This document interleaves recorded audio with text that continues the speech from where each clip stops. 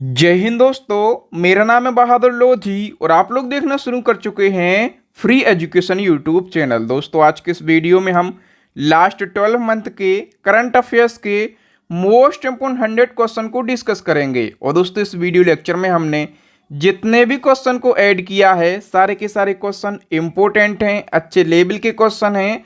और दोस्तों हमेशा की तरह सभी क्वेश्चन को हम बिल्कुल डिटेल में विथ एक्स्ट्रा फैक्ट के साथ में डिस्कस करेंगे। तो आइए दोस्तों बिना किसी देरी की शुरुआत कर लेते हैं नंबर फर्स्ट क्वेश्चन से। और नंबर फर्स्ट क्वेश्चन है, हाल ही में अंतर्राष्ट्रीय ओलंपिक समिति ने 2028 के लॉस एंजल्स ओलंपिक गेम्स में कितने नए खेलों को शामिल करने का निर्णय लिया। सबसे पहले याद रखना है जो ओलंपिक गेम्स हैं 2028 वाले, ये कहाँ पर होने वाले हैं, लॉस एंजल्स में, ठीक है। और इनमें आईओसी ने 5 नए खेलों को शामिल करने का निर्णय लिया है। बी ऑप्शन करेक्ट हो जाएगा। इन 5 खेलों में क्रिकेट भी है। तो इस क्वेश्चन को हम बिल्कुल डिटेल से समझ लेते हैं। जो आईओसी है यानी कि इंटरनेशनल ओलंपिक कमेटी है, इसके अध्यक्ष कौन है, थॉमस बॉक। तो थॉमस बॉक ने कहा है कि 5 नए खेलों को 2028 के लॉस एंजल्स ओलंपिक में शामिल किया जाएगा, ठीक है। और आईओसी की जो कार्यकारी बोर्ड है इसने इसे मंजूरी दे दी है। अब लॉस एंजल्स ओलंपिक 2028 में जो 5 नए खेल शामिल होने वाले हैं वो कौन कौन से खेल हैं, यहाँ से क्वेश्चन आपके एग्जाम में बनेगा। तो एक तो बेसबॉल सॉफ्टबॉल है, दूसरा क्रिकेट है, तीसरा फ्लैग फुटबॉल है, चौथा लैक्रोस है और पांचवा है स्क्वैश, ठीक है। और क्रिकेट जो है बहुत ही ज़्यादा चर्चाओं में है। क्यों है, क्योंकि क्रिकेट 128 साल बाद ओलंपिक में शामिल होगा। क्रिकेट आखिरी बार ओलंपिक में कब खेला गया था, तो 1900 के पेरिस ओलंपिक में शामिल था क्रिकेट, ठीक है। उस दौरान ब्रिटेन की जो क्रिकेट टीम थी इसने फ्रांस को हराया था, ठीक है। 1900 के बाद अभी जो 2028 में ओलंपिक होंगे वहां पर क्रिकेट को शामिल किया गया है। तो ये क्वेश्चन जो है ये मोस्ट इंपॉर्टेंट हो जाता है आपके एग्जाम के लिए। इन 5 खेलों के नाम आपको ज़रूर याद रखना है। नेक्स्ट हमारा क्वेश्चन है, किस कंपनी को 15वीं नवरत्न कंपनी का दर्जा दिया गया। तो जो 15वीं नवरत्न कंपनी का दर्जा है ये दिया गया है इरकॉन लिमिटेड के लिए। वी ऑप्शन करेक्ट हो जाएगा। इसी क्रम में अभी 16वीं नवरत्न कंपनी का भी दर्जा दिया गया है। तो 16वीं नवरत्न कंपनी का दर्जा जो है ये राइट्स लिमिटेड कंपनी को दिया गया। सी ऑप्शन करेक्ट हो जाएगा। हम डिटेल से समझ लेते हैं। अभी 12 अक्टूबर 2023 को वित्त मंत्रालय ने रेल मंत्रालय की 2 कंपनियों, एक इरकॉन लिमिटेड और दूसरी है राइट्स लिमिटेड, इन कंपनियों को क्रमशः 15वीं और 16वीं नवरत्न कंपनी का दर्जा दिया है, ठीक है। हम बात कर लेते हैं कि 15वीं जो नवरत्न कंपनी बनी है इरकॉन, इसका फुल फॉर्म क्या है, इंडियन रेलवे कंस्ट्रक्शन लिमिटेड। और 16वीं नवरत्न कंपनी बनी है राइट्स, इसका फुल फॉर्म क्या है, rail India technical and economic service इसका फुल फॉर्म है। ये दोनों कंपनियां जो हैं ये रेलवे की कंपनियां हैं। नेक्स्ट क्वेश्चन है, वैश्विक भुखमरी सूचकांक 2023 में भारत की रैंक क्या है। तो दोस्तों ग्लोबल हंगर इंडेक्स 2023 में भारत 111वें स्थान पर है। भारत की स्थिति इस इंडेक्स में बहुत ही दयनीय बताई गई है। लेकिन सरकार का स्पष्ट कहना है कि जो आंकड़े जारी किए गए हैं ये बिल्कुल ही गलत हैं, ठीक है। तो सरकार ने इस रिपोर्ट को नकार दिया है। इसको हम डिटेल से समझ लेते हैं। आयरिश एजेंसी है कंसर्न वर्ल्ड लाइफ और एक जर्मन संगठन है वेल्ट हंगर हेल्प, इन दोनों ने संयुक्त रूप से ग्लोबल हंगर इंडेक्स जारी किया है। और इस इंडेक्स के जरिए दुनिया में भूख और कुपोषण पर नज़र रखी जाती है। भारत की बात करें तो 125 देशों को रैंकिंग दी गई है और 125 देशों में से भारत 111वें स्थान पर है। नेक्स्ट हमारा क्वेश्चन, किस तमिल लेखक को सरस्वती सम्मान 2022 से सम्मानित किया गया। तो सरस्वती सम्मान 2022 है लेकिन दिया गया है अक्टूबर 2023 में। और किसको ये दिया गया है, तो शिव शंकरी के लिए दिया गया। ए ऑप्शन करेक्ट हो जाएगा। हम डिटेल से समझ लेते हैं। तो 32वां सरस्वती सम्मान है, ठीक है, 2022 वाला अक्टूबर 2023 में शिव शंकरी को दिया गया है। और इनकी पुस्तक सूर्यवंशम के लिए दिया गया।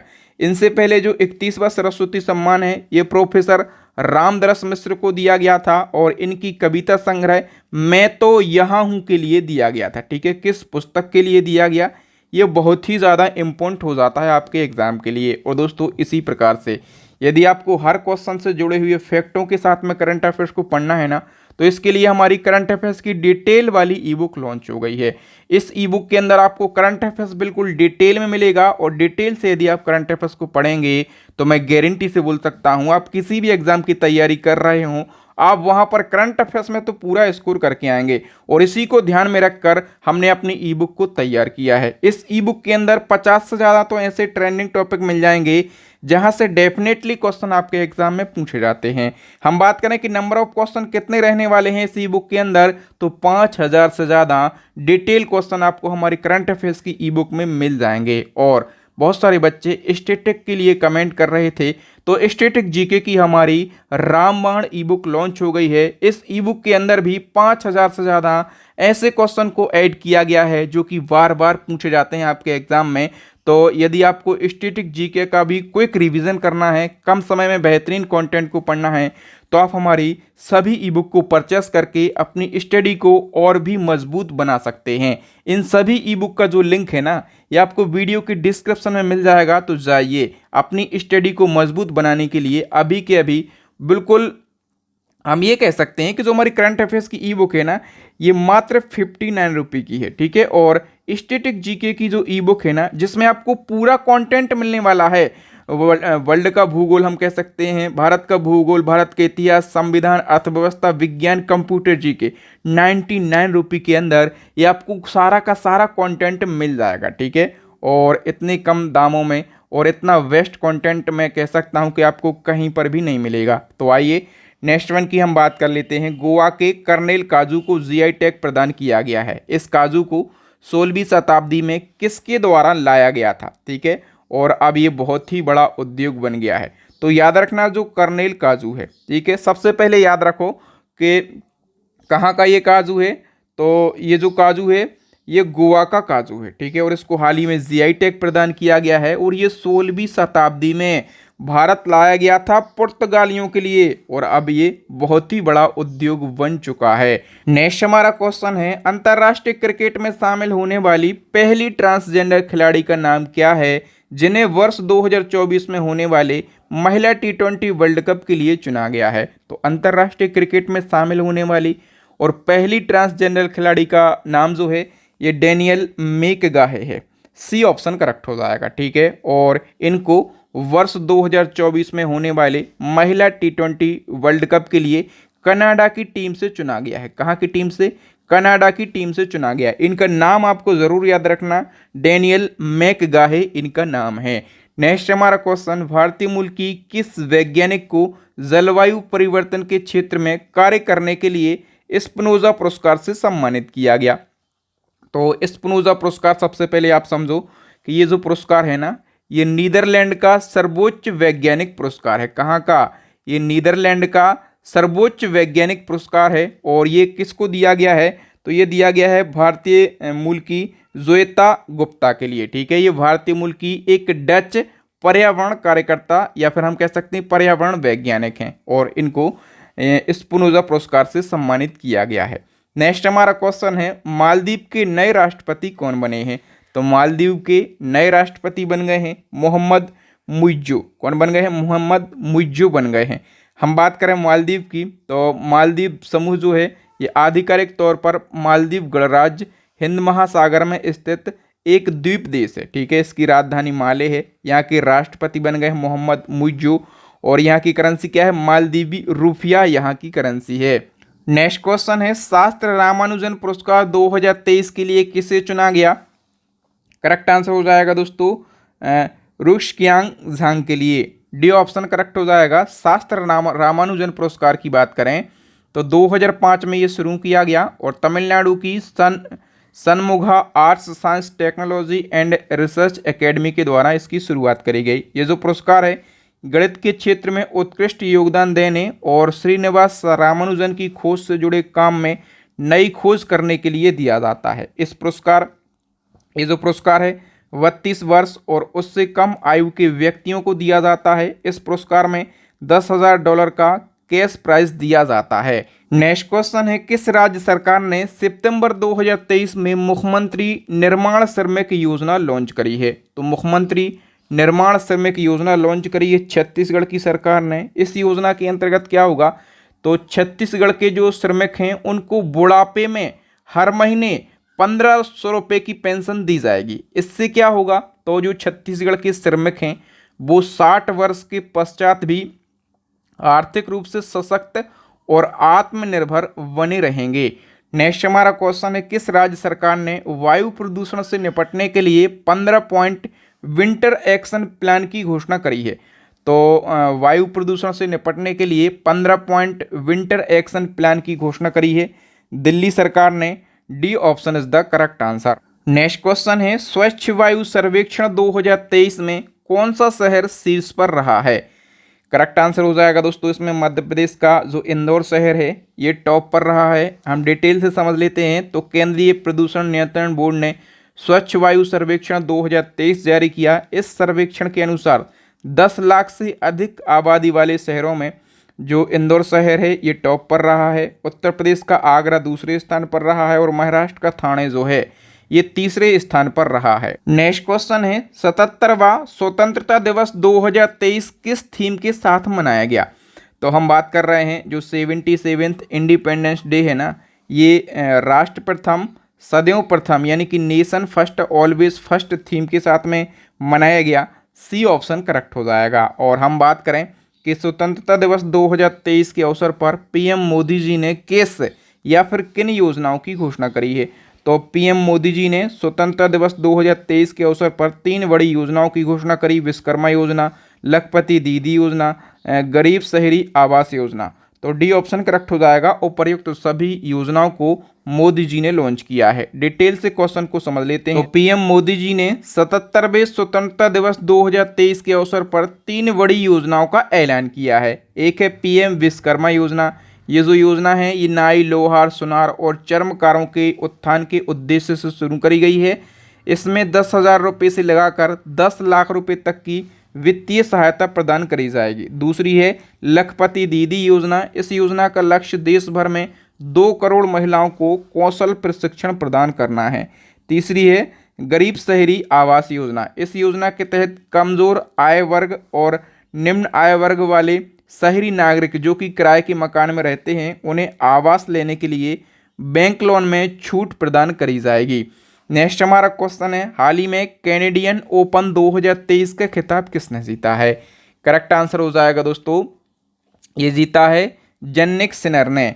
ए ऑप्शन करेक्ट हो जाएगा। जन्निक सिनर की बात करें तो ये इटली के टेनिस खिलाड़ी हैं। इन्होंने कैनेडियन ओपन 2023 का खिताब जीता। नेक्स्ट हमारा क्वेश्चन है, हाथी जनगणना 2023 के अनुसार किस राज्य में हाथियों की संख्या सबसे ज़्यादा है। मोस्ट इंपॉर्टेंट क्वेश्चन है। तो हाथी जनगणना 2023 की बात करें इसके अनुसार कर्नाटक राज्य में हाथियों की जो संख्या है ना ये सबसे अधिक है। ठीक है, हम बात करें कि कर्नाटक में हाथियों की संख्या कितनी है, 6395। ये आंकड़ा आपको ज़रूर याद रखना है। ठीक है, वहीं 2017 में जब हाथी जनगणना हुई थी तो 2017 में ये आंकड़ा कितना था, तो 6049 था। अभी कितना हो गया है 2023 में 6395 हो गया है। ठीक है, और हम बात करें कि विश्व हाथी दिवस कब मनाया जाता है, तो विश्व हाथी दिवस मनाया जाता है 12 अगस्त को। नेक्स्ट क्वेश्चन है, हाल ही में लॉन्च पुस्तक कारगिल एक यात्री की जुबानी का विमोचन किसने किया। तो कारगिल एक यात्री की जुबानी पुस्तक जो है इसका विमोचन किया है ऋषिराज ने। सी ऑप्शन करेक्ट हो जाएगा। और दोस्तों ये जो पुस्तक है कारगिल युद्ध के शहीदों को श्रद्धांजलि अर्पित करती है। नेक्स्ट क्वेश्चन है, देश की पहली इंटरनेशनल कोविड वैक्सीन का नाम बताएं जिसे केंद्र सरकार ने जनवरी 2023 में लॉन्च किया है। तो दोस्तों देश की पहली इंटरनेशनल कोविड वैक्सीन का नाम है इनकोवैक। डी ऑप्शन करेक्ट हो जाएगा। इसका मतलब क्या है, इंटरनेशनल ऐसी पहली कोविड वैक्सीन जिसको नाक यानी कि नोज से इंसर्ट किया जाएगा। अच्छा, हम बात करें कि इस वैक्सीन को किसने डेवलप किया है, किस कंपनी ने, तो भारत बायोटेक कंपनी ने इसको डेवलप किया। नेक्स्ट हमारा क्वेश्चन है, भारत के बल्लेबाज शुभमन गिल ने किस टीम के खिलाफ वनडे मैच में दोहरा शतक लगाया और ऐसा करने वाले ये 5वें भारतीय बल्लेबाज बन गए हैं और सबसे युवा बल्लेबाज बन गए हैं। करेक्ट आंसर हो जाएगा, इन्होंने न्यूजीलैंड के खिलाफ दोहरा शतक लगाया। हम डिटेल से क्वेश्चन को समझेंगे तो शुभमन गिल ने 18 जनवरी 2023 को न्यूजीलैंड के खिलाफ वनडे मैच में दोहरा शतक लगाया और ये ऐसा करने वाले ये 5वें भारतीय एवं वनडे में दोहरा शतक लगाने वाले सबसे युवा खिलाड़ी बन गए हैं। ठीक है, 23 वर्ष के। और इसके साथ ये वनडे में सबसे तेज 1000 रन बनाने वाले भारतीय भी बन गए हैं। ठीक है, और दोहरा शतक लगाने वाले भारतीयों की हम बात करें तो पहले बने थे सचिन तेंदुलकर, दूसरे वीरेंद्र सहवाग और तीसरे रोहित शर्मा और चौथे बने थे ईशान किशन और पांचवें कौन बन गए हैं? शुभमन गिल बन गए हैं। नेक्स्ट क्वेश्चन है, हाल ही में अमेजिंग इंडिया ने किस झील में अपना पहला फ्लोटिंग स्टोर खोलने की घोषणा करी है? करेक्ट आंसर हो जाएगा दोस्तों ऑप्शन सी, डल झील में। ठीक है, और डल झील के बारे में आपको पता होगा ये कहाँ पर है? जम्मू कश्मीर में है, श्रीनगर जम्मू कश्मीर में। नेक्स्ट क्वेश्चन है, हाल ही में किस राज्य ने शासन के मूल्यांकन के लिए सीएम कमांड सेंटर लॉन्च किया? तो सीएम कमांड सेंटर ये लॉन्च किया है उत्तर प्रदेश ने। ठीक है, और कहाँ पर लॉन्च हुआ है ये? तो उत्तर प्रदेश के लखनऊ में इसको लॉन्च किया गया। इस सीएम कमांड सेंटर का उद्देश्य क्या है? तो सरकारी योजनाओं और सेवाओं के लाभ को जरूरतमंद और योग्य लोगों को पहुंचे, ये सुनिश्चित करना सीएम कमांड सेंटर का उद्देश्य है। नेक्स्ट हमारा क्वेश्चन है, हाल ही में कैरिबियाई प्रीमियर लीग का हिस्सा बनने वाली पहली भारतीय क्रिकेटर कौन बनी है? करेक्ट आंसर हो जाएगा दोस्तों option C, Shriyanka Patil. Next question है, किस भारतीय को नॉर्मन बोरलॉग फील्ड अवार्ड 2023 से सम्मानित किया गया? करेक्ट आंसर हो जाएगा दोस्तों ऑप्शन सी, स्वाति नायक के लिए। और स्वाति नायक की बात करें, ये किस राज्य से बिलोंग करती हैं? उड़ीसा राज्य से। और इनको ये पुरस्कार क्यों दिया गया? देखिए, नॉर्मन बोरलॉग शब्द लिखा है तो आप समझ सकते हैं कि कृषि के क्षेत्र में दिया जाता है, और इनको ये पुरस्कार दिया गया है कृषि और खाद्य उत्पादन के क्षेत्र में उनके असाधारण योगदान के लिए। नेक्स्ट हमारा क्वेश्चन है, making India employable conference and award समारोह में शिक्षा के क्षेत्र में लाइफ टाइम अचीवमेंट पुरस्कार से किससे सम्मानित किया गया? करेक्ट आंसर हो जाएगा दोस्तों ऑप्शन सी, नजमा अख्तर के लिए। नेक्स्ट हमारा क्वेश्चन, किस मुख्यमंत्री को 13वें भारत रत्न डॉक्टर अंबेडकर अवार्ड 2023 से सम्मानित किया गया? तो ये पुरस्कार किसको दिया गया? उत्तर प्रदेश के मुख्यमंत्री योगी आदित्यनाथ के लिए। ठीक है, और हम बात करें कि इनको ये पुरस्कार क्यों दिया गया, तो उत्तर प्रदेश को भय मुक्त बनाने के लिए इनको ये पुरस्कार दिया गया। और किसके द्वारा दिया गया ये भी इम्पोर्टेंट हो जाता है। तो इनको ये पुरस्कार बुद्धांजलि रिसर्च फाउंडेशन के द्वारा दिया गया, ये फैक्ट भी याद रखना। नेक्स्ट क्वेश्चन है, महाराष्ट्र सरकार ने किस उद्योगपति को पहला उद्योग रत्न अवार्ड से सम्मानित किया है? तो देखिए दोस्तों, जो उद्योग रत्न अवार्ड है ना, ये महाराष्ट्र सरकार के द्वारा इसी साल शुरू किया गया। ठीक है, और पहली बार ये अवार्ड जो है ये उद्योगपति रतन टाटा के लिए दिया गया।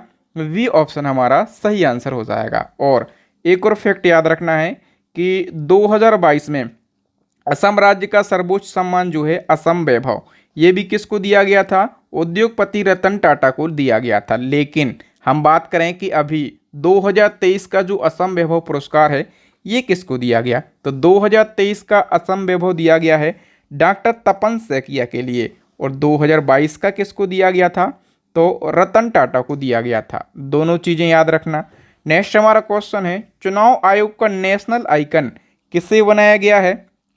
करेक्ट आंसर हो जाएगा दोस्तों ऑप्शन बी, सचिन तेंदुलकर के लिए। चुनाव आयोग का नेशनल आइकन, इसका मतलब क्या है कि जो नेशनल आइकन यानी कि सचिन तेंदुलकर बने हैं, ये नेशनल लेवल पे लोगों को अवेयर करेंगे, जो वोटर्स हैं उनको अवेयर करेंगे वोट डालने के लिए। ठीक है, तो ये बनाया गया सचिन तेंदुलकर को और पंकज त्रिपाठी की जगह बनाया गया।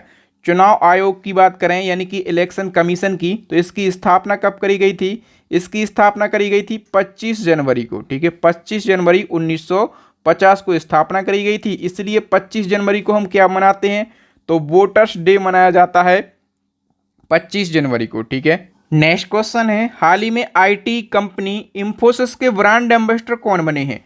तो इंफोसिस के ब्रांड एम्बेसडर बने हैं राफेल नडाल। और राफेल नडाल के साथ में जो आप यहाँ पर फोटो देख पा रहे होंगे, ये जो फोटो है ये है इगा स्विएटेक की फोटो। किसकी? इगा स्विएटेक की फोटो है। ठीक है, इगा स्विएटेक जो है ये पोलैंड की महिला टेनिस खिलाड़ी हैं। और राफेल नडाल जो हैं ये स्पेन के टेनिस खिलाड़ी हैं, इन दोनों के लिए इंफोसिस कंपनी का ब्रांड एम्बेसडर बनाया गया है।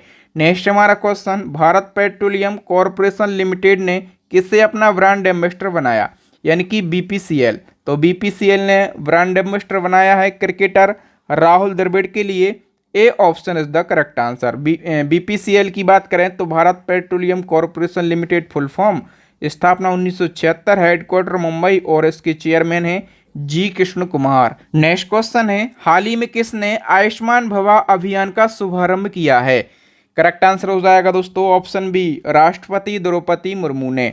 और ये जो अभियान है इसका उद्देश्य क्या है, तो आयुष्मान कार्ड प्रदान करना, आभा आईडी कार्ड उपलब्ध कराना और महत्वपूर्ण स्वास्थ्य के बारे में जागरूकता बढ़ाना इसका प्रमुख उद्देश्य है। नेक्स्ट है, वैकल्पिक उर्वरकों को बढ़ावा देने और रासायनिक उर्वरकों का प्रयोग कम करने के उद्देश्य से केंद्र सरकार ने कौन सी योजना शुरू करी है। करेक्ट आंसर हो जाएगा दोस्तों ऑप्शन बी, पीएम प्रणाम योजना। नेक्स्ट क्वेश्चन है, भारत में 508 रेलवे स्टेशनों के पुनर्विकास के लिए पीएम नरेंद्र मोदी जी ने कौन सी योजना शुरू करी है। करेक्ट आंसर हो जाएगा option B, Amrit Bharat station योजना। और इसकी शुरुआत करी गई अगस्त 2023 में। नेक्स्ट है, चांद पर जिस जगह पर चंद्रयान 3 का लैंडर लैंड हुआ है उस स्थान को किस नाम से जाना जाएगा। तो चांद पर जिस जगह पर चंद्रयान 3 का लैंडर लैंड हुआ है उस स्थान को जाना जाएगा शिव शक्ति पॉइंट के नाम से। B option is the correct answer. हम डिटेल से क्वेश्चन को समझ लेते हैं। चंद्रयान 3 की सफल लैंडिंग के बाद मोदी जी ने 3 बड़ी घोषणाएं कर दी। 3 बड़ी घोषणाओं में एक घोषणा है 23 अगस्त को चंद्रयान 3 चंद्रमा के दक्षिण ध्रुव पर सफलतापूर्वक लैंड हुआ है। इसी के उपलक्ष्य में अब हर साल 23 अगस्त को राष्ट्रीय अंतरिक्ष दिवस यानी कि नेशनल स्पेस डे के रूप में मनाया जाएगा। दूसरी घोषणा करी है कि जिस जगह पर चंद्रयान 3 का लैंडर सफलतापूर्वक लैंड हुआ है उस स्थान को शिव शक्ति पॉइंट के नाम से जाना जाएगा। और चंद्रयान 2 की हम बात करें, चंद्रयान 2 ने जिस जगह पर अपने पद चिन्ह छोड़े थे उस जगह को तिरंगा पॉइंट के नाम से जाना जाएगा। ये 3 बड़ी घोषणाएं आपको याद रखना है। नेक्स्ट हमारा क्वेश्चन, खेलो इंडिया महिला लीग का नया नाम क्या हो गया है। करेक्ट आंसर हो जाएगा दोस्तों ऑप्शन बी, अस्मिता महिला लीग। जो अस्मिता टर्म है इसका फुल फॉर्म आपके एग्जाम में बनेगा। तो achieving sport milestone by inspiring women through action इसका फुल फॉर्म है। नेक्स्ट हमारा क्वेश्चन, किस राज्य सरकार ने राज्य की जेलों का नाम बदलकर सुधार गृह कर दिया है। तो जेलों का नाम बदलकर सुधार गृह किस राज्य में किया गया, उत्तर प्रदेश में।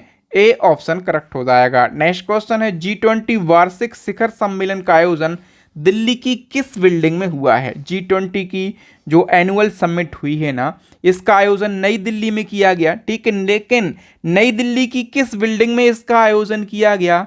करेक्ट आंसर हो जाएगा दोस्तों भारत मंडपम कन्वेंशन सेंटर में इसका आयोजन किया गया।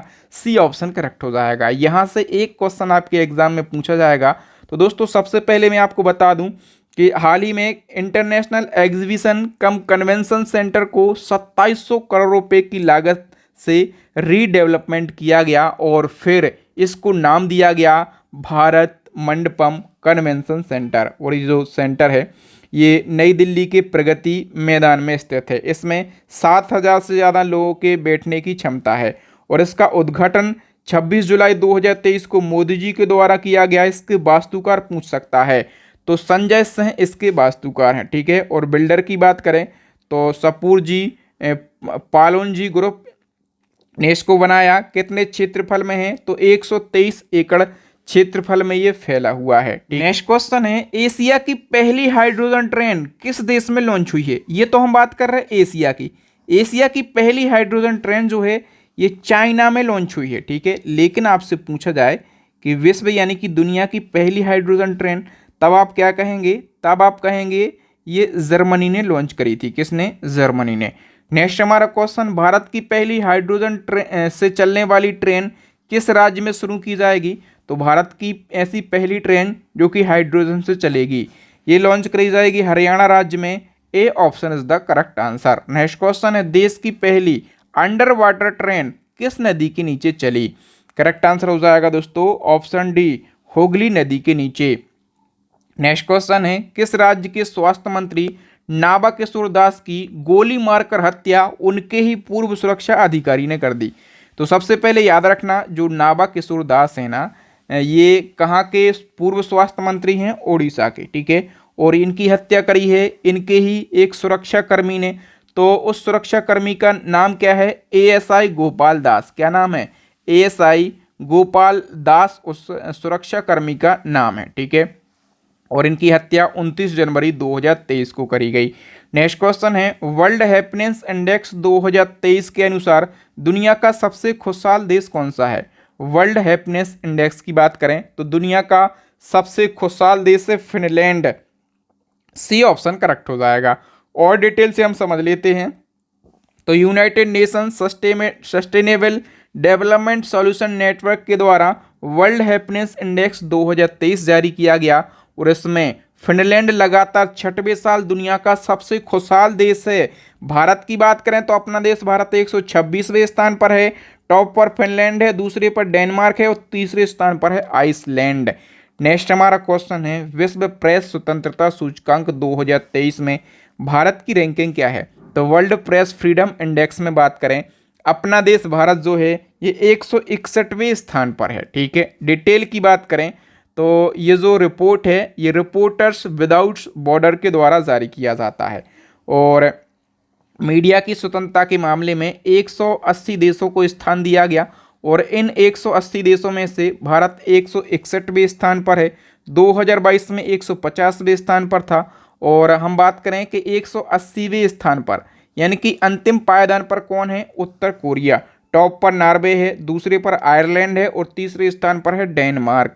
नेक्स्ट क्वेश्चन इसी क्रम में, वैश्विक आतंकवाद सूचकांक यानी कि जो टेररिज्म इंडेक्स है, इसमें भारत आतंकवाद से प्रभावित देशों की सूची में कौन से स्थान पर है? तो आतंकवाद से प्रभावित देशों की सूची में भारत 13वें स्थान पर है। डिटेल की बात कर लेते हैं।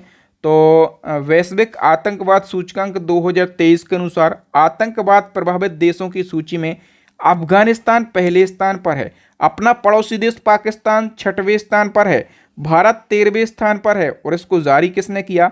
तो Institute for Economics and Peace, Australia की संस्था के द्वारा ये जारी किया गया। नेक्स्ट क्वेश्चन है, फुटबॉल के इतिहास में सर्वाधिक हेडर गोल करने वाला खिलाड़ी कौन बना? सबसे ज़्यादा हेडर गोल करने वाला खिलाड़ी जो है ये बन गया है Cristiano Ronaldo. D option correct हो जाएगा। अच्छा, क्रिस्टियानो रोनाल्डो के बारे में आप जानते होंगे कि ये पुर्तगाली फुटबॉलर हैं, ठीक है। और हम बात करें कि रोनाल्डो के कितने हेडर गोल हो गए हैं? सबसे ज़्यादा है ना, कितने हो गए टोटल? 145।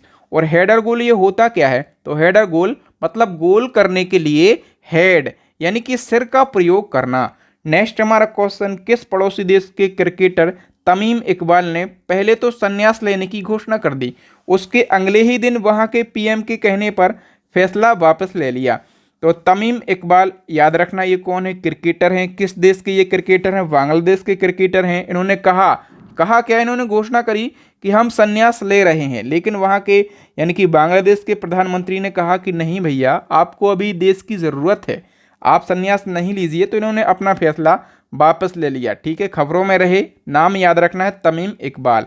नेक्स्ट क्वेश्चन, गृह मंत्री अमित शाह ने किस पुलिस स्टेशन को देश का नंबर 1 पुलिस स्टेशन के रूप में पुरस्कार दिया है? करेक्ट आंसर हो जाएगा option A, Aska police station को।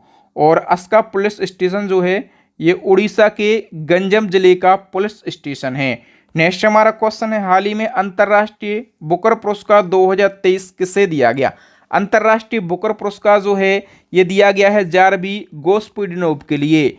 ए ऑप्शन करेक्ट हो जाएगा। डिटेल की बात करें तो अंतर्राष्ट्रीय बुकर पुरस्कार बुल्गारिया की लेखक हैं जार्जी गोस्पिडनोव, इनको दिया गया और इनके उपन्यास टाइम शेल्टर के लिए दिया गया। 2022 का दिया गया था अपने देश की गीतांजलि श्री के लिए और इनकी पुस्तक रेत का मकबरा के लिए दिया गया था। तो 22 का और भी ज़्यादा इम्पोर्टेंट है, गीतांजलि श्री को दिया गया था। नेक्स्ट क्वेश्चन है, संगीत अकेदमी द्वारा संगीत कलानिधि पुरस्कार 2023 से किसे सम्मानित किया गया? संगीत कलानिधि पुरस्कार बॉम्बे जयश्री को दिया गया। बॉम्बे जयश्री कर्नाटक की प्रसिद्ध गायक और संगीतकार हैं। नेक्स्ट क्वेश्चन है, जाति आधारित गणना के आंकड़े जारी करने वाला देश का पहला राज्य कौन बना है? मोस्ट इंपॉर्टेंट क्वेश्चन है। और सबसे पहले याद रखना, ये गणना है, जनगणना नहीं है, इट्स ओनली सर्वे। ठीक है, तो जाति आधारित गणना के आंकड़े जारी करने वाला देश का पहला राज्य बना है बिहार। ठीक है, और बिहार के जो डेवलपमेंट कमिश्नर हैं इनका नाम क्या है? विवेक सिंह। तो विवेक सिंह ने 2 अक्टूबर 2023 को जाति आधारित गणना के आंकड़े जारी किए हैं। ठीक है, और इसी क्रम में बताइए कि बिहार जाति आधारित गणना के अनुसार राज्य की कुल आबादी कितनी है? तो इस सर्वे के अकॉर्डिंग राज्य की टोटल आबादी जो है ये 13.07 करोड़ है। A option is the correct answer. अब आप कहेंगे कि सर 2011 की जो जनगणना हुई थी उसके अनुसार बिहार की आबादी कितनी थी? तो 10.40 करोड़ थी। और अभी 2023 में जाति आधारित जो गणना हुई है उसके अनुसार ये जो आंकड़ा है ये बढ़कर हो गया है 13.07 करोड़। और इसी क्रम में एक और क्वेश्चन है, बिहार जाति आधारित गणना के अनुसार हिंदू धर्म की आबादी राज्य में कितने प्रतिशत है? तो हिंदू धर्म की आबादी बिहार राज्य के अंदर 81.99% है। ए ऑप्शन करेक्ट हो जाएगा। हम डिटेल से क्वेश्चन को कवर करते हैं। तो बिहार में जो जाति आधारित गणना हुई है इसके अनुसार किस धर्म की आबादी कितनी है? सबसे ज़्यादा हिंदू धर्म की है 81.99%। ठीक है, टोटल हिंदू कितने हैं? तो 10.71 करोड़ हिंदू हैं। दूसरे नंबर पे आता है इस्लाम धर्म, 17.7% हैं इस्लाम। ठीक है, और टोटल आबादी यानी कि जनसंख्या कितनी है? तो 2.31 करोड़ है। ईसाई की बात करें तो ईसाई कितने हैं? 0.57% हैं। और ये कितने हो जाते हैं? तो 75,283 हो जाते हैं। ठीक है, इसी प्रकार से फिर सिख हैं, फिर बौद्ध हैं, फिर जैन हैं और कुछ अन्य धर्म भी हैं। ठीक है, अच्छा ऐसे भी लोग हैं जो कि कोई धर्म नहीं मानते। हम बात करें कि इनका प्रतिशत कितना है? 0.016%। और ये आंकड़ा कितना हो जाता है? तो 2146 ऐसे लोग हैं जो कि कोई भी धर्म नहीं मानते। नेक्स्ट क्वेश्चन है, हाल ही में भारत ने ब्रिटेन के साथ मिलकर किस योजना को शुरू किया है? करेक्ट आंसर हो जाएगा option A, young professional scheme. इस स्कीम में क्या होगा? तो इस स्कीम के तहत हर साल 3000 डिग्री धारक नागरिक जो हैं ये एक दूसरे के देशों में रहेंगे और वहाँ पर काम करेंगे। ठीक है, यानी कि 3000 डिग्री धारक नागरिक जो हैं ये ब्रिटेन जाएंगे और ब्रिटेन के 3000 नागरिक कहाँ पर आएंगे? भारत में काम करेंगे और वहाँ पर रहेंगे। नेक्स्ट क्वेश्चन है, पीएम मोदी को किस देश के Grand Cross of the Order of Honour से सम्मानित किया गया? करेक्ट आंसर हो जाएगा दोस्तों ऑप्शन सी, ग्रीस देश का ये सर्वोच्च सम्मान है। ठीक है, और ये मोदी जी को दिया गया। अच्छा, मोदी जी को ये सम्मान दिया किस? तो मोदी जी को ये जो सम्मान है ये ग्रीस की राष्ट्रपति ने दिया है। ठीक है, ग्रीस की राष्ट्रपति का नाम है कतेरीना सकेलारोपालू। और मोदी जी को ये सम्मान क्यों दिया गया? तो ये सम्मान उन व्यक्तियों को प्रदान किया जाता है जिन्होंने ग्रीस के कद को बढ़ाने में योगदान दिया हो। तो मोदी जी ने ग्रीस के कद को बढ़ाने में कहीं ना कहीं तो योगदान दिया होगा, तभी तो इनको ये अवार्ड दिया गया। नेक्स्ट हमारा क्वेश्चन है, खादी प्राकृतिक पेंट का ब्रांड एम्बेसडर किससे बनाया गया? करेक्ट आंसर हो जाएगा दोस्तों ऑप्शन सी, नितिन गडकरी के लिए। और नितिन गडकरी के बारे में तो जानते ही होंगे कि ये वर्तमान में केंद्रीय सड़क परिवहन एवं राजमार्ग मंत्री हैं। नेक्स्ट क्वेश्चन, हाल ही में ई लर्निंग प्लेटफॉर्म अनअकैडमी के नए ब्रांड एम्बेसडर कौन बने हैं? तो महेंद्र सिंह धोनी अनअकैडमी के नए ब्रांड एम्बेसडर बने हैं। नेक्स्ट है, मोपा अंतर्राष्ट्रीय हवाई अड्डा जो कि गोवा का है, इसका नाम बदलकर किसके नाम पर रखा गया? करेक्ट आंसर हो जाएगा ऑप्शन ए, मनोहर पारिकर के नाम पर। और मनोहर पारिकर कौन है? तो ये गोवा के पूर्व सीएम हैं और गोवा के ये 4 बार सीएम रह चुके हैं। नेक्स्ट हमारा क्वेश्चन है, सोशल मीडिया प्लेटफॉर्म ट्विटर ने अपनी नीली चिड़िया वाले लोगो को किसके साथ में बदल दिया? तो पहले ट्विटर का लोगो नीली चिड़िया वाला था और इसने एक्स के साथ में जो अपना लोगो है ये रिप्लेस कर दिया है। A option is the correct answer. Twitter की बात है तो सोशल मीडिया प्लेटफॉर्म है, स्थापना 2006 में, हेडक्वार्टर कैलिफोर्निया में। इसके संस्थापक 4 लोग हैं, जैक डॉर्सी, नूह ग्लास, एवान विलियम्स और विज स्टोन। और वर्तमान में सीईओ कौन है? तो लिंडा याकारिनो वर्तमान में ट्विटर की सीईओ हैं, जो कि रिसेंटली ही बनी हैं। तो इनका नाम आपको ज़रूर याद रखना। अभी बताइए, वैश्विक शांति सूचकांक यानी कि ग्लोबल पीस इंडेक्स 2023 में भारत ने कौन सा स्थान हासिल किया है? तो भारत ने 126वां स्थान हासिल किया है। और डिटेल की बात करें तो Institute for Economics and Peace के द्वारा जारी किया जाता है ग्लोबल पीस इंडेक्स, और 163 देशों को स्थान दिया गया, और 163 देशों में भारत 126वें स्थान पर है। टॉप पर है आइसलैंड, दूसरे स्थान पर डेनमार्क है, तीसरे स्थान पर आयरलैंड है। और ग्लोबल पीस इंडेक्स में किसी देश में शांति के स्तर का आकलन किया जाता है, जैसे वहाँ पर हिंसा यानी कि वॉयलेंस कितनी है, ठीक है, या फिर हिंसा होने का डर कितना है। नेक्स्ट क्वेश्चन है, वनडे क्रिकेट मैच में सबसे तेजी से 13,000 रन बनाकर सचिन तेंदुलकर का रिकॉर्ड किस खिलाड़ी ने तोड़ा है? करेक्ट आंसर हो जाएगा दोस्तों ऑप्शन बी, विराट कोहली ने। नेक्स्ट क्वेश्चन है, दृष्टि बाधितों के लिए राष्ट्रीय शतरंज चैंपियनशिप 2023 का खिताब किसने जीता है? करेक्ट आंसर हो जाएगा दोस्तों ऑप्शन बी, किशन गांगुली ने। हम बात करें कि दृष्टि बाधितों के लिए जो राष्ट्रीय शतरंज चैंपियनशिप हुई है 2023 में, ये कहाँ पर हुई है? मुंबई में 16वां संस्करण आयोजित हुआ है। जीती किसने है? कर्नाटक के किशन गांगुली ने। दूसरा स्थान रहा है महाराष्ट्र के आर्यन बी जोशी का, और तीसरा स्थान रहा है उड़ीसा के सौंदर्य कुमार का। नेक्स्ट क्वेश्चन है, फीडे चेस वर्ल्ड कप 2023 के विजेता का नाम बताइए। करेक्ट आंसर हो जाएगा दोस्तों चेस वर्ल्ड कप 2023 जो है ये मैग्नसन कार्लसन ने जीता है, ठीक है। अच्छा, मैग्नसन की बात करें, ये कहाँ के खिलाड़ी हैं? ये नॉर्वे के खिलाड़ी हैं, ठीक है। और उपविजेता की बात करेंगे, उपविजेता कौन है? तो उपविजेता जो हैं अपने देश भारत के हैं, ठीक है। कहाँ के हैं? अपने देश भारत के हैं, और इनका नाम है आर प्रज्ञानंद, ठीक है। तो इनका नाम आपको जरूर याद रखना है। नेक्स्ट क्वेश्चन है, शांति के क्षेत्र में नोबेल पुरस्कार 2023 के विजेता का नाम बताइए।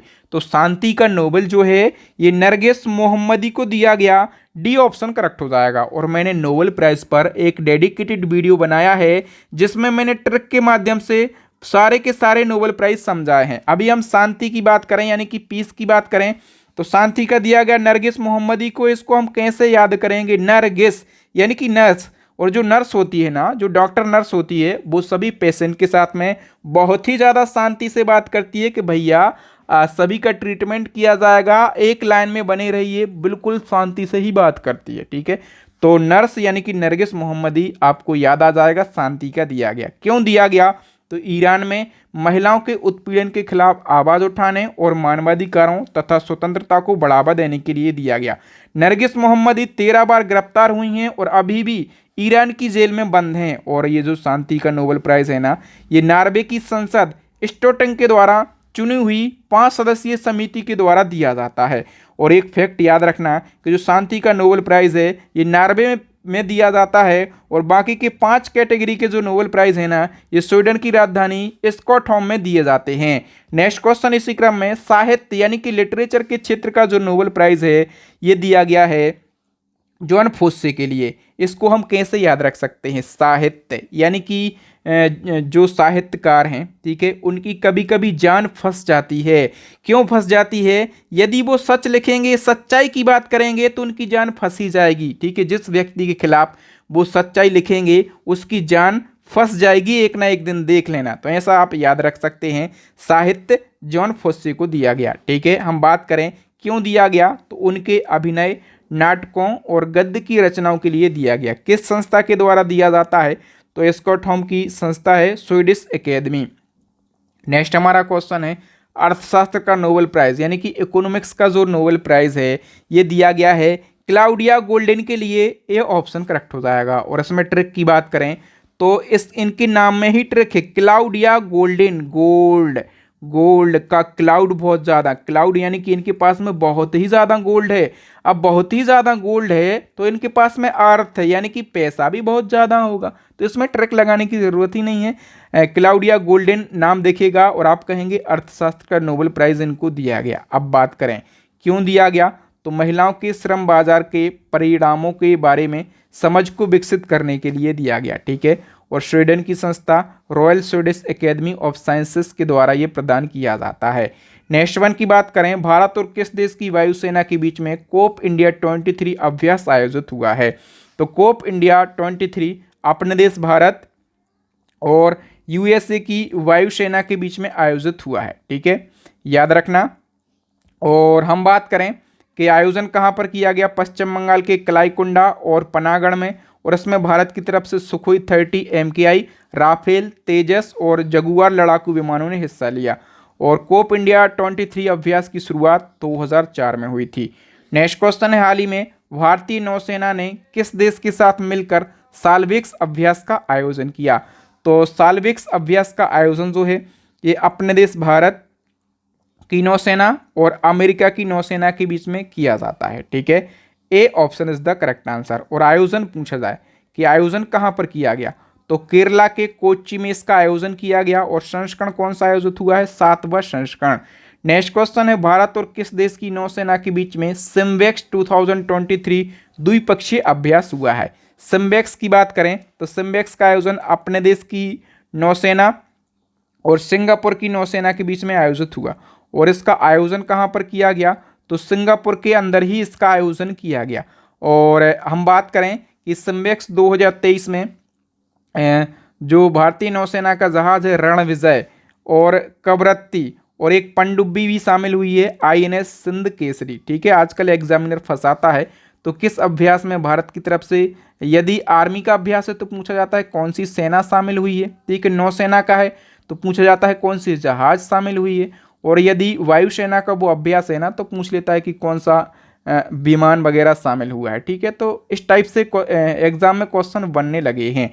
नेक्स्ट क्वेश्चन है, भारत और किस देश की नौसेना के बीच में वरुण अभ्यास का 21वां संस्करण आयोजित हुआ है? करेक्ट आंसर हो जाएगा दोस्तों, वरुण अभ्यास जो है ये अपने देश भारत की नौसेना और फ्रांस की नौसेना के बीच में आयोजित हुआ है। ठीक है, और कौन सा संस्करण आयोजित हुआ है? 21वां संस्करण। और पश्चिमी समुद्री तट पर इसका आयोजन किया गया। और ये अभ्यास जो है दोनों सेनाओं के बीच में द्विपक्षीय नौसेना अभ्यास 1993 से आयोजित किया जा रहा है। भारत और फ्रांस के बीच में वरुण तो हमने पढ़ लिया। ठीक है, वरुण होता है भारत और फ्रांस की नौसेना के बीच में। अभी भारत और फ्रांस की थल सेना के बीच में शक्ति अभ्यास होता है। भारत और फ्रांस की वायुसेना के बीच में गरुण अभ्यास होता है। तो 3 याद रखना जो कि भारत और फ्रांस के बीच में होते हैं। नेक्स्ट हमारा क्वेश्चन है, हाल ही में किस राज्य सरकार ने श्रमिकों के कल्याण के लिए मुख्यमंत्री श्रमिक कल्याण योजना की शुरुआत करी है? तो करेक्ट आंसर हो जाएगा दोस्तों, अरुणाचल प्रदेश ने इसकी शुरुआत करी है। डी ऑप्शन करेक्ट हो जाएगा। नेक्स्ट हमारा क्वेश्चन है, किस राज्य सरकार ने सर्विस सेक्टर पॉलिसी को मंजूरी दी है? करेक्ट आंसर हो जाएगा दोस्तों, ऑप्शन ए, उत्तराखंड सरकार ने सर्विस सेक्टर पॉलिसी को मंजूरी दी है। इस पॉलिसी का उद्देश्य उत्तराखंड में 20 लाख रोजगार के अवसर सृजित करना और 10 लाख वर्कर्स के लिए कौशल विकास का लक्ष्य इसमें रखा गया है। नेक्स्ट हमारा क्वेश्चन, किस राज्य ने भाग्य लक्ष्मी योजना को शुरू किया? तो उत्तर प्रदेश ने भाग्य लक्ष्मी योजना को शुरू किया। इस योजना का उद्देश्य क्या है? तो कन्या भ्रूण हत्या को रोकना, लड़कियों को लड़कों के समान अधिकार दिलाना और महिला सशक्तिकरण को बढ़ावा देना इसका प्रमुख उद्देश्य है। अब बताइए किस राज्य ने कुंवारों और विधवों के लिए पेंशन योजना शुरू करी है? तो जो बैचलर्स हैं और जो विडोवर्स हैं उनके लिए पेंशन योजना शुरू करी है हरियाणा सरकार ने। डी ऑप्शन करेक्ट हो जाएगा। तो हरियाणा राज्य के अंदर 40 से 60 साल के कुंवारे और विधवों के लिए 2750 रुपये की प्रतिमाह पेंशन दी जाएगी। ठीक है, नेक्स्ट हमारा क्वेश्चन, IPL में सबसे तेज विकेट लेने वाले भारतीय गेंदबाज कौन बने हैं? करेक्ट आंसर हो जाएगा option A, Harshal Patel. Next question, किस भारतीय एथलीट ने पुरुष की ट्रिपल जंप स्पर्धा का नेशनल रिकॉर्ड बनाया है? तो ट्रिपल जंप इवेंट का जो नेशनल रिकॉर्ड है ये प्रवीण चित्रवेल ने बनाया। सी ऑप्शन करेक्ट हो जाएगा। तो डिटेल से समझ लेते हैं। जो ट्रिपल जंप इवेंट है इसका आयोजन किया गया हवाना के मतलब क्यूबा के हवाना में। ठीक है, और इस स्पर्धा में भारतीय एथलीट प्रवीण चित्रवेल ने 17.37 मीटर का जंप करके नेशनल रिकॉर्ड बनाया और इन्होंने रंजीत महेश्वरी द्वारा बनाए गए रिकॉर्ड को ब्रेक किया जो कि 17.53 3.30 मीटर का था। नेक्स्ट क्वेश्चन है, पशुपतेश्वर मंदिर में चोल काल के शिलालेख प्राप्त हुए हैं। तो आपको बताना है कि ये जो मंदिर हैं पशुपतेश्वर, ये किस राज्य में स्थित हैं? तमिलनाडु राज्य में स्थित हैं। ठीक है, और हम डिटेल की बात कर लेते हैं। तो पशुपतेश्वर मंदिर जो कि तमिलनाडु में है, यहाँ पर चोल काल के 2 शिलालेखों की खोज हुई है। और इस खोज में जो मुख्य भूमिका है ये रिसर्चर एम नलिनी और आर अकीला ने निभाई है। और चोल साम्राज्य के संस्थापक की बात करें तो विजया चोल जो हैं चोल साम्राज्य के संस्थापक हैं। नेक्स्ट क्वेश्चन है, डॉक्टर दिलीप महालनोबिस का निधन हाल ही में हो गया, उन्हें किस खोज के लिए जाना जाता है? तो दिलीप महालनोबिस के लिए जाना जाता है ORS का प्रयोग की खोज के लिए। A option is the correct answer. ORS की हम बात करें तो ओरल रिहाइड्रेशन सॉल्यूशन इसका फुल फॉर्म होता है। इसकी खोज करने जो है किसने करी थी? डॉक्टर दिलीप महालनोबिस ने करी थी। और ये कहाँ से बिलोंग करते हैं, मतलब किस राज्य से? तो ये पश्चिम बंगाल राज्य से बिलोंग करते हैं। ठीक है, और हाल ही में 87 वर्ष की आयु में कोविड-19 की वजह से इनका निधन हो गया है। तो ये क्वेश्चन इंपॉर्टेंट है आपके एग्जाम के लिए। अब बताइए, पहली महिला क्रिकेटर कौन है जिनकी प्रतिमा सिडनी क्रिकेट ग्राउंड में लगाई गई? तो सिडनी क्रिकेट ग्राउंड में किसकी प्रतिमा लगाई गई है? करेक्ट आंसर हो जाएगा दोस्तों ऑप्शन बी, बेलिंडा क्लार्क की। और बेलिंडा क्लार्क की बात करें तो ये कहाँ की हैं? ये ऑस्ट्रेलिया की पूर्व क्रिकेटर हैं। नेक्स्ट हमारा क्वेश्चन, हॉकी खिलाड़ी रानी रामपाल के नाम पर किस स्टेडियम का नामकरण किया गया? तो रानी रामपाल के नाम पर रायबरेली हॉकी स्टेडियम का नामकरण किया गया है। नेक्स्ट हमारा क्वेश्चन, भारतीय खेल प्राधिकरण यानी कि साई और NTPC के द्वारा संयुक्त रूप से निर्मित वाटर स्पोर्ट्स सेंटर का उद्घाटन कहाँ पर किया गया? करेक्ट आंसर हो जाएगा दोस्तों ऑप्शन ए, हिमाचल प्रदेश में। हम डिटेल से क्वेश्चन को समझ लेते हैं। तो केंद्रीय युवा मामले और खेल मंत्री अनुराग सिंह ठाकुर ने हिमाचल प्रदेश के बिलासपुर में वाटर स्पोर्ट्स सेंटर यानी कि जल क्रीड़ा केंद्र का उद्घाटन किया। इसका निर्माण भारतीय खेल प्राधिकरण और NTPC के द्वारा संयुक्त रूप से किया गया और ये हिमाचल प्रदेश का पहला वाटर स्पोर्ट्स सेंटर है। नेक्स्ट क्वेश्चन है, हाल ही में मुलायम सिंह यादव का निधन हो गया, वो कितनी बार यूपी के CM रह चुके हैं? तो मुलायम सिंह यादव का अभी निधन हुआ है और ये 3 बार यूपी के CM रह चुके हैं। C option is the correct answer. चूंकि मुलायम सिंह यादव अपने आप में एक फेमस पर्सनालिटी हैं तो इनसे जुड़े हुए सारे फैक्टों को हम डिस्कस कर लेते हैं। 10 अक्टूबर 2022 को मुलायम सिंह यादव का 82 वर्ष की आयु में और गुरुग्राम के मेदांता अस्पताल में हुआ है। और मुलायम सिंह यादव का जन्म हुआ था नवंबर 1939 में और उत्तर प्रदेश के इटावा ज़िले के सैफई गांव में इनका जन्म हुआ था। इनके परिवार में 2 बेटे अखिलेश यादव हैं जो कि पूर्व CM हैं यूपी के, और प्रतीक यादव हैं। मुलायम सिंह यादव 1967 में पहली बार विधायक बने और ये 8 बार विधायक बने और 7 बार सांसद और 3 बार उत्तर प्रदेश के मुख्यमंत्री रह चुके हैं। ठीक है, मुलायम सिंह यादव ने 1992 में समाजवादी पार्टी की स्थापना करी थी। तो समाजवादी पार्टी के संस्थापक पूछे जाएं तो आप कहेंगे मुलायम सिंह यादव हैं। अंतिम बार मुलायम सिंह यादव मैनपुरी सीट से वर्ष 2019 में लोकसभा के सांसद बने थे। नेक्स्ट हमारा क्वेश्चन, भारतीय वायुसेना का आदर्श वाक्य कहाँ से लिया गया? करेक्ट आंसर हो जाएगा दोस्तों ऑप्शन ए, भगवत गीता से। ठीक है, हम डिटेल की बात कर लेते हैं। तो दोस्तों भारतीय वायुसेना का आदर्श वाक्य को हम क्या कहते हैं? मोटो। तो भारतीय वायुसेना का मोटो है गर्व के साथ आकाश को छूना। ठीक है, और ये जो मोटो है ये भगवत गीता से लिया गया, भगवत गीता के 11वें अध्याय से लिया गया। और भारतीय वायुसेना की स्थापना 1932 में की गई थी। ठीक है, 8 अक्टूबर 1932 में। तो 8 अक्टूबर को हम क्या मनाते हैं? वायुसेना दिवस मनाते हैं। और हम बात करें कि 2023 में कौन सा वायुसेना दिवस मनाया गया? तो 91वां, और इसका हेडक्वार्टर मुंबई में है। वायुसेना के प्रमुख की बात करेंगे वर्तमान में विवेक राम चौधरी हैं।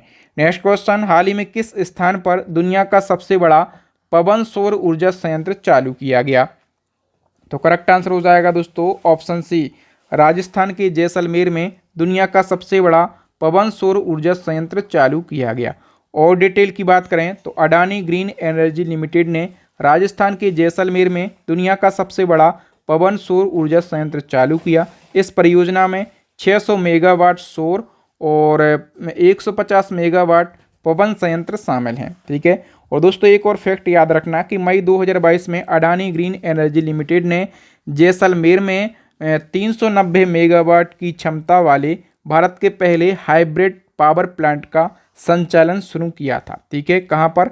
राजस्थान के जैसलमेर में ही भारत का पहला हाइब्रिड पावर प्लांट लगाया गया था और इसी Adani green energy limited company ने लगाया था। नेक्स्ट क्वेश्चन है, अक्टूबर 2022 को किस देश में फुटबॉल मैच के दौरान दंगे की वजह से करीब 125 लोगों की मौत हो गई? तो देखो दोस्तों, अक्टूबर 2022 में इंडोनेशिया में, और इंडोनेशिया का एक स्टेडियम कंजुरुहान स्टेडियम, तो कंजुरुहान स्टेडियम में फुटबॉल मैच चल रहा था। इसी दौरान दंगा भड़क गया और करीब 125 लोगों की मौत हो गई। ठीक है। तो याद रखना ये दंगा भड़का था इंडोनेशिया के कंजुरुहान स्टेडियम में। नेक्स्ट क्वेश्चन है, निम्नलिखित में से कौन सा गीत विश्व का सबसे लंबा गीत बन गया है? विश्व का सबसे लंबा गीत बन गया है श्री रामचरितमानस। ठीक है। और हम बात करें कि इस गीत को आवाज़ किसने दी है, तो जगदीश पिल्लई ने। किसने? जगदीश पिल्लई ने इस गीत को आवाज़ दी है। जगदीश पिल्लई उत्तर प्रदेश के वाराणसी से हैं और सबसे लंबा गीत बना है। तो इस गीत की लंबाई कितनी है? तो 138 घंटे और 41 मिनट और 20 सेकंड जो है इस गीत की अवधि है या फिर लंबाई है। नेक्स्ट क्वेश्चन है, गमोचा तौलिया के लिए हाल ही में जीआई टैग प्रदान किया गया, ये किस राज्य या फिर केंद्र शासित प्रदेश का है? करेक्ट आंसर हो जाएगा दोस्तों, गमोचा तौलिया जो है ये असम का है और हाल ही में इसको जीआई टैग दिया गया। गमोचा तौलिया जो है ये असम की संस्कृति और पहचान का प्रतीक है। नेक्स्ट क्वेश्चन है, अमेरिकी पत्रिका फोर्ब्स के द्वारा जारी दुनिया की 100 सबसे शक्तिशाली महिलाओं की सूची में प्रथम स्थान किस महिला का रहा है? करेक्ट आंसर हो जाएगा दोस्तों option A, Ursula von der Leyen का जो स्थान है ये पहला रहा है। हम डिटेल से क्वेश्चन को समझ लेते हैं। तो फोर्ब्स अमेरिकी पत्रिका है और इसके द्वारा जारी दुनिया की 100 सबसे शक्तिशाली महिलाओं की सूची में टॉप 3 महिलाएं कौन हैं? तो उर्सुला वॉन डेर लियोन है, ये यूरोपीय आयोग की अध्यक्ष हैं। और दूसरे नंबर पर है क्रिस्टीना लेगार्ड, ये यूरोपीय केंद्रीय बैंक की अध्यक्ष हैं। और तीसरे नंबर पर है कमला हैरिस, ये अमेरिका की उपराष्ट्रपति हैं और ये भारतीय मूल की हैं। कहाँ की? ये भारतीय मूल की हैं और ये अमेरिका की उपराष्ट्रपति हैं। नेक्स्ट क्वेश्चन इसी क्रम में, अमेरिकी पत्रिका फोर्ब्स के द्वारा जारी दुनिया की 100 सबसे शक्तिशाली महिलाओं की सूची में भारत की कितनी महिलाओं को शामिल किया गया? करेक्ट आंसर हो जाएगा दोस्तों, इन टॉप 100 में भारत की 6 महिलाओं को शामिल किया गया। डिटेल की हम बात कर लेते हैं। तो कितनी महिलाएं शामिल हैं इस सूची में? भारत की 6 महिलाएं। एक निर्मला सीतारमण है और निर्मला सीतारमण भारतीय महिलाओं में, मतलब इन 6 महिलाओं में टॉप पर हैं। ठीक है। लेकिन जो टॉप 100 की सूची है वर्ल्ड में, उस सूची में 36वें स्थान पर हैं रोनी नडार मल्होत्रा, ये 53वें स्थान पर हैं। माधवीपुरी बुच ये 54वें स्थान पर हैं। सोमा मंडल 67वें और किरण मजुदार शाह ये 77वें और फाल्गुनी नायर ये 89वें स्थान पर हैं। ठीक है। नेक्स्ट हमारा क्वेश्चन है, 5 अलग अलग फुटबॉल वर्ल्ड कप में गोल करने वाले पहले खिलाड़ी कौन बने हैं? करेक्ट आंसर हो जाएगा ऑप्शन सी, क्रिस्टियानो रोनाल्डो, और ये पुर्तगाल के फुटबॉलर हैं। नेक्स्ट क्वेश्चन है, भारत का पहला private space vehicle launch pad कहाँ स्थापित किया गया? करेक्ट आंसर हो जाएगा ऑप्शन ए, श्रीहरिकोटा में, आंध्र प्रदेश के श्रीहरिकोटा के सतीश धवन स्पेस सेंटर में। नेक्स्ट क्वेश्चन है, बंगाल की खाड़ी में बने चक्रवाती तूफान का नाम सितरंग किस देश ने रखा? तो सितरंग सबसे पहले याद रखो ये बंगाल की खाड़ी में बना तूफान। ठीक है। और किस देश को प्रभावित किया? तो सबसे ज़्यादा इसने बांग्लादेश को प्रभावित किया। बांग्लादेश में इस तूफान से करीब 24 लोगों की मौत हो गई। और बांग्लादेश के अलावा भारत के पूर्वी राज्य बंगाल और उड़ीसा भी प्रभावित रहे इस तूफान से। और इसका नामकरण किसने किया है? थाईलैंड ने। ठीक है। A option is the correct answer. Next question है, हाल ही में जारी यूनाइटेड नेशन की रिपोर्ट के अनुसार सबसे ज़्यादा गरीबों की संख्या किस देश में है? तो सबसे ज़्यादा गरीबों की संख्या अपने देश भारत में है। नेक्स्ट क्वेश्चन है, हाल ही में महिलाओं की 100 मीटर बाधा दौड़ 13 सेकंड में पूरी करने वाली पहली भारतीय महिला कौन बनी है? तो महिलाओं की 100 मीटर बाधा दौड़ को 13 सेकंड के अंदर ही पूरा करने वाली पहली भारतीय महिला बन गई हैं Jyothi Yarraji. D option is the correct answer. Next question, पुरातत्वविदों की एक टीम ने मोतियों के सबसे पुराने शहर की खोज कहां पर की है? करेक्ट आंसर हो जाएगा ऑप्शन सी, संयुक्त अरब अमीरात में। नेक्स्ट क्वेश्चन है, महाराष्ट्र के उप मुख्यमंत्री देवेंद्र फडणवीस ने किस देश में छत्रपति शिवाजी महाराज की प्रतिमा का अनावरण किया? तो दोस्तों जो महाराष्ट्र के डिप्टी सीएम हैं देवेंद्र फडणवीस, इन्होंने मॉरिशस देश में छत्रपति शिवाजी महाराज की एक प्रतिमा का अनावरण किया हुआ है।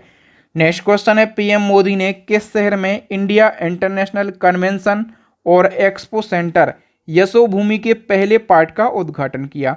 तो करेक्ट आंसर हो जाएगा दोस्तों, इसका उद्घाटन मोदी जी ने कहां पर किया है? दिल्ली में। सी ऑप्शन करेक्ट हो जाएगा। ये इम्पोर्टेंट है, इसलिए सारे फैक्टों को हम समझ लेते हैं। मोदी जी ने 17 सितंबर को इंडिया इंटरनेशनल कन्वेंशन और एक्सपो सेंटर, इसको नाम दिया गया है यशोभूमि, और इसके पहले पार्ट का अनावरण किया है। और कहाँ पर ये बनाया गया? तो दिल्ली के द्वारका में। और पूरा बन जाने के बाद ये दुनिया का सबसे बड़ा MICE सेंटर, यानी कि मीटिंग्स, इंस्टीट्यूट, कॉन्फ्रेंस और एग्जीबिशन सेंटर होगा। और ये जो है 219 एकड़ से ज़्यादा एरिया में फैला हुआ है, और इसमें 15 कन्वेंशन हॉल हैं, 13 मीटिंग हॉल हैं, और इन हॉलों में 11,000 से ज़्यादा लोगों के बैठने की क्षमता है। और यशोभूमि का जो पहला पार्ट है ये करीब 5400 करोड़ रुपए की लागत से बनाया गया है। और यशोभूमि प्रोजेक्ट का design CP Kokreja architect company के द्वारा तैयार किया गया। और यशोभूमि कन्वेंशन सेंटर पूरा कब तक बनकर तैयार हो जाएगा? 2025 तक, ठीक है। और ये दुनिया का, याद रखना, पूरा बन जाने के बाद ये दुनिया का सबसे बड़ा कन्वेंशन सेंटर होगा। नेक्स्ट हमारा क्वेश्चन है, देश की सबसे बड़ी LED स्क्रीन किस बिल्डिंग में लगाई गई? तो देश की सबसे बड़ी LED स्क्रीन जो है ये यशोभूमि में लगाई गई है, याद रखना, कहाँ पर? यशोभूमि में लगाई गई है। नेक्स्ट हमारा क्वेश्चन है, 12वें विश्व हिंदी सम्मेलन 2023 की मेजबानी किस देश ने करी है? करेक्ट आंसर हो जाएगा दोस्तों ऑप्शन ए, फिजी देश ने। हम डिटेल से समझ लेते हैं। तो 12वां विश्व हिंदी सम्मेलन 2023 का आयोजन फिजी के नाडी में किया गया, और इसके साथ फिजी देश विश्व हिंदी सम्मेलन आयोजित करने वाला प्रशांत क्षेत्र का पहला देश बन गया। इसका आयोजन विदेश मंत्रालय और फिजी सरकार के सहयोग से किया गया। इस सम्मेलन में विदेश मंत्री एस जयशंकर ने भारत का प्रतिनिधित्व किया, और थीम पारंपरिक ज्ञान से आर्टिफिशियल इंटेलिजेंस रही है। स्टैटिक जीके में 2 बातें याद रखो। जो पहला विश्व हिंदी सम्मेलन है ये महाराष्ट्र के नागपुर में और 1975 में हुआ था, मोस्ट इम्पोर्टेंट फैक्ट। और अभी रिसेंटली यानी कि 2023 के पहले जो विश्व हिंदी सम्मेलन है 2018 में ये मॉरिशस के लुइस में हुआ था। तो ये सारी बातें, ये सारे फैक्ट आपको याद रखना। और दोस्तों मैं आपको एक बार फिर से बोलता हूं और बार बार बोलता हूं, यदि आप इसी प्रकार से बिल्कुल डिटेल में करंट अफेयर्स को पढ़ना चाहते हैं तो इसके लिए हमारी करंट अफेयर्स की अपडेट ई-बुक को ज़रूर बाय कर लीजिए। बिल्कुल डिटेल में आपको करंट अफेयर्स मिलेगा। आपको 50 से ज़्यादा टॉपिक मिलेंगे और 5000 से ज़्यादा डिटेल MCQ मिल जाएंगे। और सबसे बड़ी गुड न्यूज़ है कि हमारी स्टैटिक की रामबाण ई-बुक लॉन्च हो गई है, जिसको बच्चे बहुत ही ज़्यादा पसंद कर रहे हैं, ठीक है। इस स्टैटिक जीके की ई-बुक में आपको भारत का भूगोल मिल जाएगा, विश्व का भूगोल मिल जाएगा, भारत के इतिहास के तीनों पार्ट, भारत का संविधान, अर्थव्यवस्था, सामान्य विज्ञान के भी तीनों पार्ट मिल जाएंगे। और साथ में मिल जाएगा आपको कंप्यूटर जीके, यानी कि A to Z पूरा कंटेंट आपको एक ही ई-बुक में मिल जाएगा। इन सभी ई-बुक को परचेस कर लीजिए, लिंक मिल जाएगी आपको इन सभी ई-बुक की वीडियो की डिस्क्रिप्शन में। तो दोस्तों अंतिम क्वेश्चन का आंसर बता के जाना कि हाल ही में उड़ीसा विधानसभा की पहली महिला स्पीकर कौन बनी। तो ये एज अ टेस्ट आपको इसका आंसर बताना है। 4 ऑप्शन आप लोगों के लिए दिए गए हैं। उड़ीसा राज्य के बारे में आप डिटेल से अगर 4-5 फैक्ट लिखना चाहें तो लिख सकते हैं। तो थैंक यू दोस्तों, वीडियो देखने के लिए आप सभी का बहुत बहुत धन्यवाद। वीडियो को लाइक कीजिए, अपने दोस्तों के साथ इस वीडियो को ज़रूर शेयर कीजिए और हमारे चैनल को सब्सक्राइब कर लीजिए ताकि इसी प्रकार का जब भी मैं इम्पोर्टेंट वीडियो डालूं तो उसका नोटिफिकेशन आपको मिल सके, आप हमारा वीडियो सबसे पहले देख सकें। इसी प्रकार के इम्पोर्टेंट वीडियो देखने के लिए हमारी प्लेलिस्ट को ज़रूर विजिट कीजिए। प्लेलिस्ट की लिंक आपको आई बटन में मिलेगी या फिर नीचे डिस्क्रिप्शन में मिलेगी, या फिर अभी आपको स्क्रीन पर 3 वेरी यूजफुल वीडियो दिख रहे होंगे। इन वीडियोज़ को ज़रूर देख लें। थैंक यू दोस्तों, जय हिंद, जय भारत, वंदे मातरम।